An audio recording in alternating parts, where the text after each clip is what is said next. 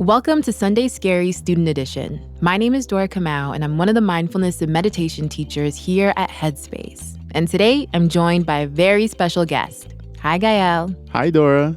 Gael, so for the folks that are tuning in today that may not be hip to teenager therapy, can you tell us who you are, what you do, and what you have created? Of course. I'm Gael Aitor, and I'm the creator and one of the hosts on a podcast called Teenager Therapy. Teenager Therapy is a podcast all about helping young folks tackle mental health issues. Over the course of the next 6 Sundays, Gael and I will be unpacking all different topics that pertain to mental health and the struggles that teenagers and students face. This includes the mental, physical, social, spiritual, and work issues that can often overwhelm you any given week when you're young. And of course, at the end of our chat, I'll be guiding you through a guided meditation to help you approach the week from a more mindful space. I'm so excited to be making this series, and I think it's really cool that the first episode is dropping the day before World Mental Health Day. I feel like I'm constantly on a journey of self-discovery, and I've learned what I need in friendships, how I really open up to people. Sometimes maybe I do enjoy being alone a little bit more than other times, or sometimes I do want to be with friends. Yeah. So on this topic of loneliness, tell me, has there ever been a time where you were experiencing loneliness, or what are your thoughts about being alone? I remember my sophomore year of high school. At some point, I went from eating lunch with my friends in my friend group to just going out on my own. I would go to my Japanese teacher's classroom because she would always open it for lunch. And I would just sit there and I would bring my peanut butter sandwich and I would just watch The Office on my computer. Sometimes I wouldn't even watch anything. I would just sit there in the hallway inside the classroom and just get to be by myself in my own presence. Yeah, I feel you. So do you find as a teenager that wanting to be alone can be like frowned upon, or people will pressure you to be in groups, or do you feel the pressure to have to be with other people? I think there's definitely pressure. Yeah. You know, I remember actually there was this one time where there was a school dance. Yeah. And I went to the dance and my friends were there. And this is so nerdy, but I took a book with me. Yeah. Not the book. What book was it? Oh my God. It was like some like self-help book. It was just so funny. And I remember going to this dance and sitting down and, talking to my friends for a little bit. And then everyone starts dancing and they kind of all go away. I just stayed on my table reading my book. And I was at peace. I mean, I was enjoying myself. This was a perfect night. Yeah. But people kept coming up to me and asking me, like, are you okay? A teacher was like, are you okay? Yeah. Like, what is going on? And I'm like, I'm fine. Yeah. I'm okay. Yeah. I have so many thoughts in my mind. And one thing that I wanted to hit on is like finding the healthy balance between like being alone and also being like extremely lonely. And I'm curious for you, like, how did you find that balance? For me, I noticed like when I would re-enter into social places, I would get a lot of social anxiety because I was like, am I really lonely or am I just afraid of social rejection? And I'm like, okay, maybe I need to get out of my house more because I'm like, I feel nervous being around people. And it's like I was yearning for connection, but I was also scared to be out there and to put myself out there and to be vulnerable. There's a comfort in being alone a lot of times. And if you go too long being lonely and alone, you find peace with yourself, which sounds good, but I feel like sometimes it could be detrimental because suddenly you find yourself a year out and you're like, where is everyone? Like now I am struggling and I need someone, but because I didn't push myself a little bit more to go out of my comfort zone and make new friends and new connections, I've noticed I don't have anyone around me anymore. And I think that's also a little bit scary. For me, like my antidote to trying to be more social was putting myself in really awkward situations where I was at parties or trying to be the bad girl and like do these things that I didn't want to do. And I think, again, maybe that was me trying to find the balance of like, how can I stay true to myself and honor this alone time that I'm needing and not put myself in those situations where I feel like I should be connecting with other people and now I'm at this party and drinking when I really don't want to be doing this thing. Thinking about the Sunday Scaries, one thing that comes up for me personally is anticipating being surrounded by so many people, but not having enough alone time to recharge. What are some things you think help with this? I kind of did this when I was in high school as well, but like having like time in the morning to be by myself, whether that was like making coffee or making a tea and like kind of finding a sense of grounding before I would get on the bus and go to school was, it really helped me a lot to deal with that anxiousness of being around other people. Yeah, I have something similar. I mean, I would walk to school. My 15-minute commute to school, and then I get there, and Yeah. then I know I'm going to open that classroom, and then suddenly people are popping up. So I'm just like, okay, just taking time to kind of let out a big sigh. Like, okay, I'm good now. I got I'm ready. this. Yeah. And then Yeah. go through all your classes.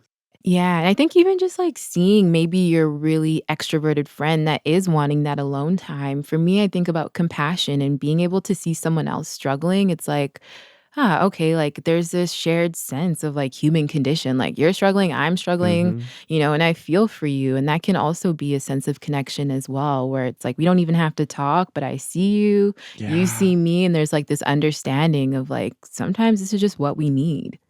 So, what do you think about the positives of taking time to actually recharge your social battery? Yeah, I've definitely learned about my threshold of being around other people. And I found that when I was with a lot of people for a very long time, I would get angry, resentful, I'd be reactive. And so for me, being able to recharge my social battery allowed me to come home to myself and to show up as my authentic self when I was around other people. Another thing that comes to mind is being able to connect to your inner voice because Mm, I don't know about you, but I tend to take on other people's energy. So I mm. can take on different thoughts and opinions, and they may not be how I'm actually feeling or what I actually believe in. So, to be able to take that time to be by myself, be at home, journal, reflect, meditate, whatever it is, and then come back, it allowed me and it still allows me to stay out of situations that I really don't want to be in and also to stand up for myself. Yeah, Yeah. that's extremely important. Yeah. And I think, yeah, that's a good point. A lot of young people tend to not stand up for themselves out of the fear of being alone, Yeah. being lonely. How do you deal with that loneliness? Well, as meditation teacher, I'm like meditating. But seriously, like being able to cultivate that intimacy with your own mind and your own thoughts and actually just sit for 3 minutes and notice what's going on in your mind and body and to connect to that, I think helps you to be okay with being alone and therapy.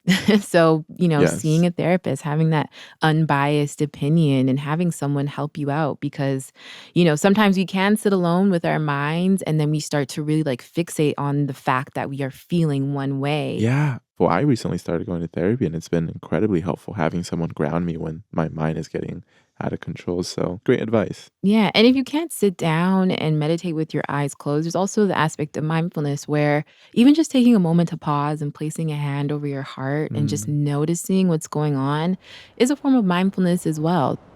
So, on the topic of meditation, I wanted to just share that same practice with you. And for anyone that's listening, if you do find yourself alone and are just wanting to take that time for yourself, here's a practice that you can do literally anywhere. You may not be able to close your eyes when you're in a classroom or when you're on the bus, but use this practice whenever you feel that you need it the most. So, wherever you are, just take a moment if you'd like to close your eyes, if that is comfortable for you. Placing both feet on the ground. And let's just take a deep breath, breathing in through the nose and out through the mouth. And again, breathing in and breathing out. One last time, breathing in through the nose, filling the lungs and expanding the belly. And breathing out through the mouth, letting everything go. Just allowing your breath to return to its natural rhythm and natural pace. And we'll just begin to scan down through the body and just notice where we're holding on to any tension or tightness. So, just starting from the top of your head, working your way down to the soles of the feet.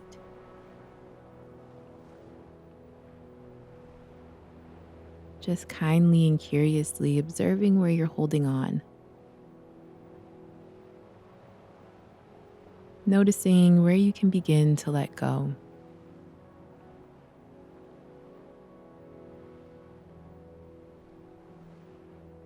It's okay if the mind is wandering or getting distracted. Just gently guiding the mind back to the body, back to the breath.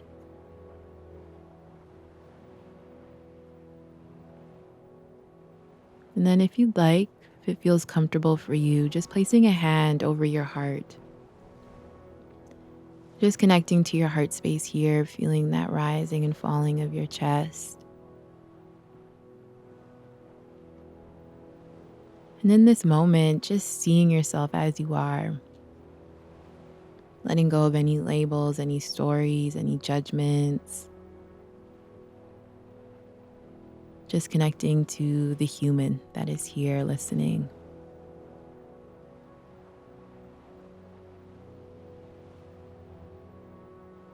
And then we're just going to repeat a few phrases of compassion and kindness. You can say them out loud or silently to yourself. Repeating after me.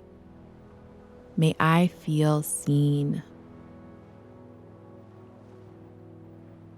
May I feel accepted.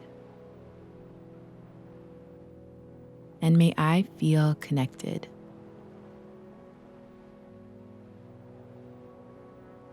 Just noticing how those words land in our bodies and minds.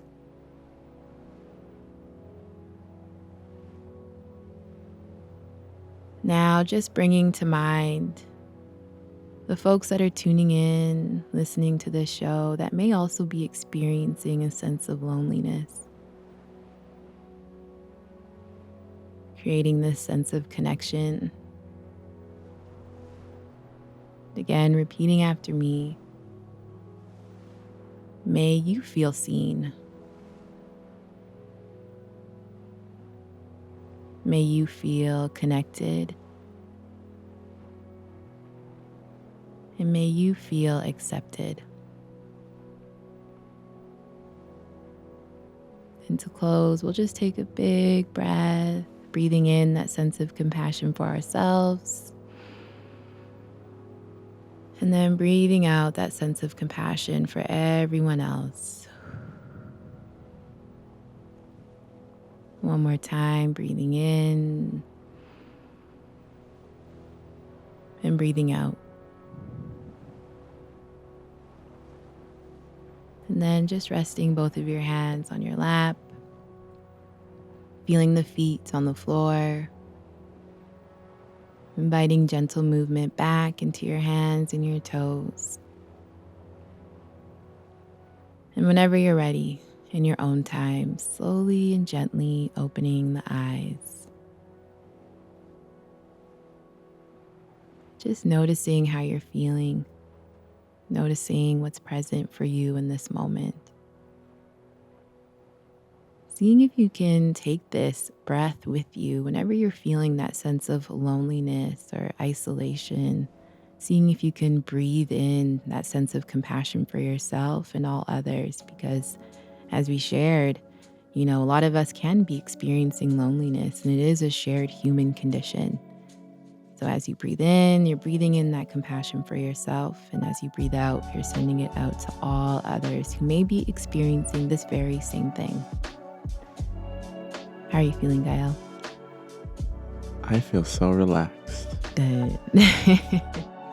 It was so helpful for me personally, getting to hear all the ways that you have dealt with this and really helping me figure out what do I do with these feelings. And just like you said, that sometimes in the morning, taking time to recharge can be incredibly beneficial, just like your daily walk or maybe a small little 5-minute window when you're eating breakfast. Yeah. And I think, one of the biggest takeaways for me today is just understanding your mind and noticing what thoughts are coming up and seeing if you can shift your relationship to loneliness. As you shared, it is a practice of being alone, and that's a practice of self-care. And I think everyone benefits when I take that time for myself. I don't know about you, but it really is one of the ways that I can recharge my batteries. So yeah, thank you so much, Gael. Thank you.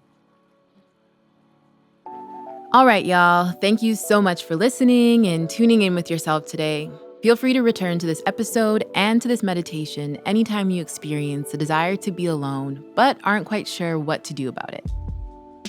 We'll see you here next week when Gael and I will talk about a seemingly simple but very important topic: making and breaking self-care routines. If you're listening to today's episode and you also find yourself in a season of loneliness, I want to recommend a few courses and meditations that you can check out in the Headspace app. There's a self-compassion course written by yours truly, the Reframing Loneliness course, and there's also a meditation called Reflecting on Your Needs that can help you to connect to what it is that you are needing the most. Dora, thanks for having me. Of course, and to all of y'all that are listening, we'll see you right here next week.